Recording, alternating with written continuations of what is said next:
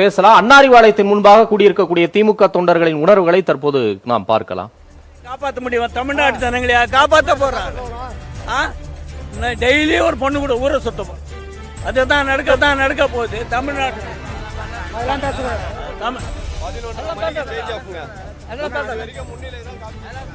Sir ஆக்சுவலாக இப்போ election second round தான் போயிட்டு இருக்கு.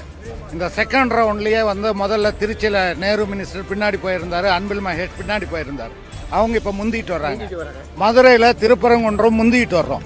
அதனால் இது ஆரம்பத்தில் போட்ட ஃபர்ஸ்ட் 2 ரவுண்டில் போட்ட ஓட்டுகள் கணக்கே கிடையாது. கண்டிப்பாக திமுக வெற்றி பெறும்.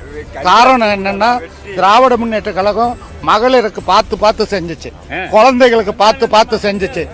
தமிழ்நாட்டிலேயே ஒரு நிமிஷம் தமிழ்நாட்டிலேயே விளையாட்டுத்துறைங்கிறது ஒன்று இருக்குதுங்கிறது காமிச்சது டெப்டி சிஎம் உதயநிதி தான். அதுக்கு முன்ன அந்த இலாக்காங்கிறதே தெரியாது.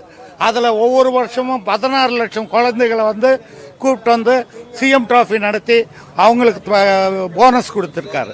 அதே மாதிரி ஒவ்வொரு பள்ளிக்கல்வித்துறையிலையும் பல்வேறு மாற்றங்களை செஞ்சு திராவிட முன்னேற்ற கழகம் மிக சிறப்பான இது செஞ்சுருக்கு. எப்போவுமே திமுக தான், கலைஞர் காலத்திலிருந்து திமுக தான் நடுத்தர மக்களுக்கும் ஏழை மக்களுக்கும் செய்கிற கட்சி.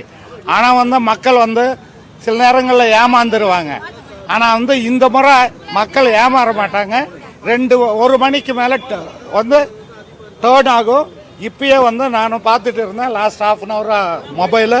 லாஸ்ட் ½ அன் ஹவரில் யாரெல்லாம் ரிவர்ஸ் இருக்காங்கங்கிறத பார்க்குறோம். அவங்கெல்லாம் கண்டிப்பாக ஜெயிப்பாங்க.